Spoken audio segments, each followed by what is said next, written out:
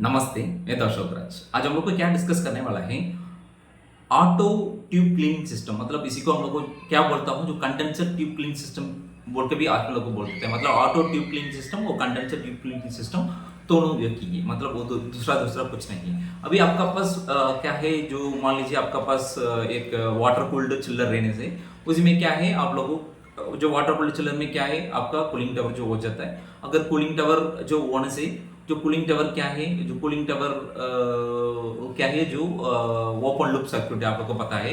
जो open loop circuit में क्या है, जो बाहर में जो कुछ पार्टिकल है वो अंदर आने के लिए भी बहुत चांसेस है।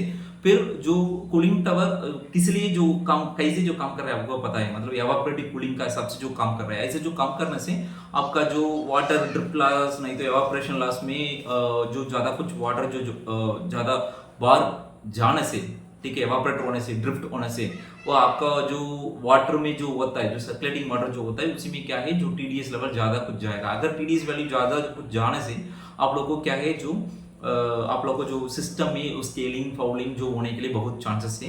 वो स्केलिंग फॉर्म होने के लिए जो चांसेस है, वो स्केलिंग को जो रिमूव करने के लिए, मतलब स्केलिंग आपका जो कूलिंग टावर का साथ हम लोग को रिमूव नहीं कर सकता है। इसी में मतलब वो जो condenser shell and tube heat exchanger बोल के ले लो, जो shell and tube heat exchanger में, कंडेंसर सर्किट में, shell and tube heat exchanger में आपका जो ट्यूब में जो आप लोग को जो सर्कुलेटिंग वाटर जो आते जाएगा, अगर टीडीएस वैल्यू ज्यादा रहने से, कंडक्टिविटी ज्यादा रहने से, उसमें जो स्केल फॉर्म होते रहेगा 1 mm 2 mm, उधर में जो ट्यूब का इनर सरफेस में जो ऐसा कुछ डेवलप हो जाएगा।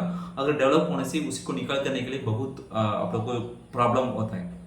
वो प्रॉब्लम अभी स्केलिंग फोल्डिंग जो होने से आप लोगों को क्या करना पड़ेगा, जो शट डाउन करके आपका जो ट्यूब ट्यूब को एक एक ट्यूब, अभी पता है, अभी मान लीजिए आपका जो 100 ट्यूब का जो कंडेंसर ट्यूब है, और 200 का सिंगल पास, टू पास जो कुछ होता है, वो सभी लोगों को जो निकाल के बंद करके क्लीन करके फिर लगाना पड़ेगा। अगर उसके लिए बहुत मैन पावर चाहिए, फिर आपका जो ऑपरेशन बंद हो जाएगा, सब कुछ होता है। लेकिन आपका साथ ऑटो ट्यूब क्लीनिंग सिस्टम रहने से, कंडेंसर ट्यूब क्लीनिंग सिस्टम रहने से, उसी को ऐसे जो करने के लिए जरूरत नहीं है। क्यों बोलने से, वो ऑटो ट्यूब क्लीनिंग सिस्टम में वो क्या है, ऑटो टीप क्लीनिंग सिस्टम में जो क्या है, हम लोग को क्या है, तो ऑटो टीप क्लीनिंग सिस्टम में तो होता है, मतलब एक ब्रश सिस्टम होता है, फिर वो जो बॉल सिस्टम होता है। जो ब्रश सिस्टम का बारे में तो उस मतलब उसे यूज नहीं किया है। लेकिन जो बॉल सिस्टम टाइप को अभी हम लोग को जो यूज करता हूँ हमारा साइड में, जो बॉल बॉल स्पॉन्ज बॉल, मतलब नेचुरल रबर स्पॉन्ज बॉल से हम लोग को जो ट्यूब का अंदर जो कुछ स्केलिंग होता है, उसी को हम लोग को क्लीन करता हूँ, ठीक है। वो सिस्टम जो कैसे काम करेगा, वो कुछ नहीं, उसके लिए एक पंपिंग सिस्टम होगा।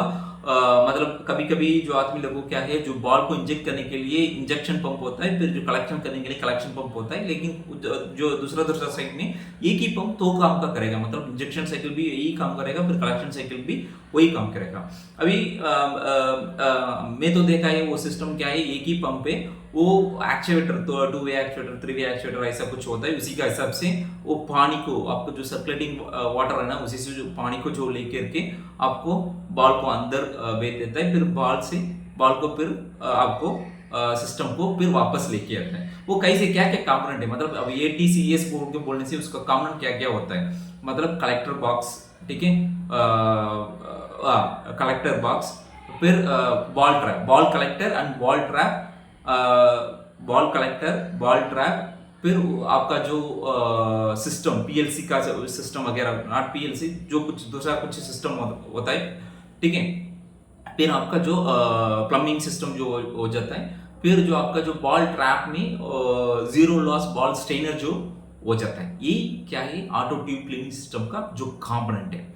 अभी कैसे काम करते हैं, जो आपका जो स्पॉन्ज बॉल जो बोला ना, वो क्या है, कभी भी आपका जो बॉल कलेक्टर में जो हो जाता है, आपका जो बॉल कलेक्टर क्या करता है, बॉल कलेक्टर में हो जाता है, फिर वो आपका जो पंप है ना, पंप चालू करके वो प्रेशर से वो बॉल को, आपका जो कंडेंसर सर्किट हो जाता है ना, जो ट्यूब, उसी को सभी बॉल को जो भेज देता है। जो भेजने का टाइम में वो सभी वो बॉल पूरा अंदर जाके जो स्केल को क्लीन करके, फिर वापस आपका जो बॉल ट्रैप, वो जो बॉल ट्रैप आपको क्या है, कंडेंसर का आउटपुट में रहेगा। बॉल कलेक्टर क्या है, जो आपका कंडेंसर का इनलेट में जो रहता है, ठीक है, जो फिक्स करने का टाइम में ऐसे ही करते हैं। बॉल कलेक्टर इनलेट में जो फिक्स करेगा, बॉल ट्रैप जो आपका कंडेंसर का जो आउटलेट पाइपलाइन में जो कनेक्ट करेगा, जो पूरा बॉल उधर में क्या है जो स्ट्रेनर जीरो लॉस स्ट्रेनर जो हम लोग को बोलता हूँ, वो सभी में उसमें पूरा जमा हो जाएगा। फिर पूरा जमा होने के बाद कुछ टाइम होने के बाद क्या है, फिर जो आपका जो पंप है ना, आपका पंप जो उधर का पानी को खींचेगा, अगर पानी खींचने के टाइम में वो बॉल भी उसका साथ आ जाएगा, फिर अगेन वो बॉल कलेक्टर में फिर वापस आएगा। ये प्रोसेस ऐसे ही होते रहता है, मतलब बॉल कलेक्टर से आपका कंडेंसर ट्यूब का अंदर जाएगा, फिर कंडेंसर ट्यूब से बॉल ट्रैप आएगा, फिर बॉल ट्रैप से फिर बॉल कलेक्टर को दूसरा साइकिल में फिर आ जाएगा। मतलब इंजेक्शन साइकिल पर कलेक्शन साइकिल। कलेक्शन साइकिल मतलब क्या है, जो बॉल ट्रैप से जो बॉल कलेक्टर को आता है ना, वो कलेक्शन साइकिल। इंजेक्शन साइकिल बोलने से आपका बॉल कलेक्टर से आपका जो कंडेंसर ट्यूब का पूरा अंदर जाके फिर आपका जो बॉल ट्रैप को आएगा ना, वो क्या है जो इंजेक्शन साइकिल बोल के बोलता हूँ। वो कलेक्शन साइकिल, इंजेक्शन साइकिल सब कुछ क्या है ऐसा होते रहेगा, मतलब विथ रेगुलर टाइम इंटरवल। मतलब वो तो 20 मिनट का एक बार, नहीं तो 30 मिनट का एक बार, तो 1 घंटा का एक बार, ऐसा जो आदमी लोग को जो रेकमेंड करेगा, जो कुछ मैन्युफैक्चरर जो से आप लोग को ये सिस्टम जो लेते हैं, वो क्या जो रेफर कर रहा है उसी को जो आप लोग को फॉलो करना है। अभी ये एक इम्पॉर्टेंट चीज क्या है इसमें, जो स्पॉन्ज पल है ना, वो स्पॉन्ज पल कभी भी आपका जो कंडेंसर ट्यूब साइज जो कितना है उसी से कुछ ज्यादा होना चाहिए।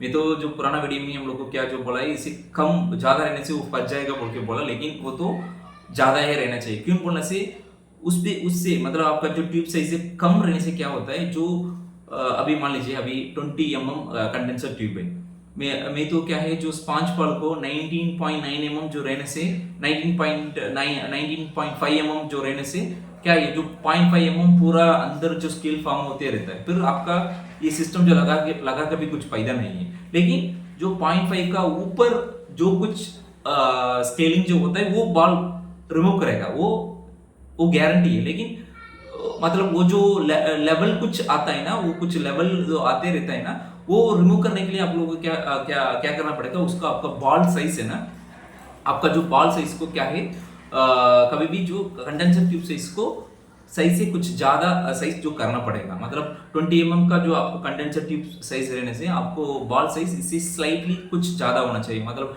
20.5 mm और 20.1 mm और 20.2 mm और 20.3 mm, लेकिन वो नहीं जाके नहीं अंदर में जाके ट्रैप नहीं होना चाहिए, उसी का हिसाब से जो आप लोग को चूज करना है। लेकिन कम में चूज करने से, मैं तो बोला ना, कम में चूज करने से क्या हो जाता है, उसमें भी फिर स्केल फॉर्म हो जाएगा। वो ही स्केल क्या है आपका हीट ट्रांसफर को कम करता है। फिर हीट ट्रांसफर कम करने से आपका जो एनर्जी क्या है ज्यादा कुछ लेगा। आपका जो वाटर का जो टेम्परेचर जो मीटर करने के लिए ज्यादा जो ले लेगा, फिर जो इसको लगा के कुछ फायदा नहीं है। लेकिन मैं पहले वीडियो में कुछ गलती भी बोला लगता है मेरे को, तो मतलब वो तो कम में रहना है, बल्कि कम में रहने से वो एक कम का मतलब कोई जगह पे आप लोग को कम में लगा देते हैं। मतलब मेरा साइड पे भी पैसे पहले ऐसा लगा देता, फिर अभी जो आदमी लोग को जो क्या है दूसरा बड़ा साइज का जो बॉल को जो लगाने के लिए अभी कोशिश कर रहे हैं, ठीक है। लेकिन बड़ा साइज में जो कंडेंसर ट्यूब साइज से जो आपका जो स्पॉन्ज बॉल है ना, वो जो बड़ा साइज होना चाहिए, होने से आपका सिस्टम का हीट ट्रांसफर जो बराबर हो जाता है, आप लोग को एनर्जी भी कुछ सेव कर सकता है, ठीक है। सो ऑटो ट्यूब क्लीनिंग सिस्टम और कंडेंसर ट्यूब क्लीनिंग सिस्टम का जो प्रिंसिपल यही है।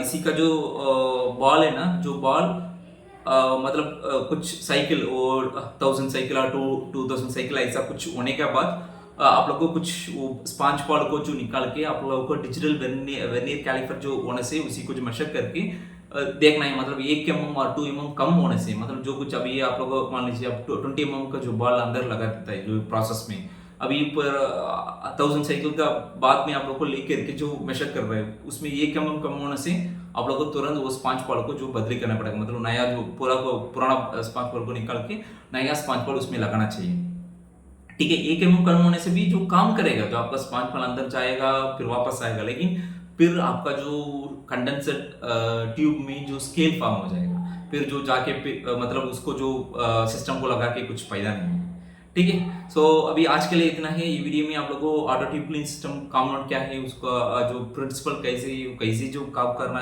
करेगा, वो कभी जो बॉल हम लोग को चेंज करना पड़ेगा बोल के अभी कुछ आइडिया आया होगा लगता है। सो ये वीडियो से आप लोग को जो पसंद रहने से लाइक कीजिए, आपको फ्रेंड लोग भी शेयर कीजिए। अभी इसमें कुछ डाउट रहने से कमेंट बॉक्स में कमेंट कीजिए। आज के लिए इतना ही, हम लोग को दूसरा वीडियो में मिलेंगे। धन्यवाद।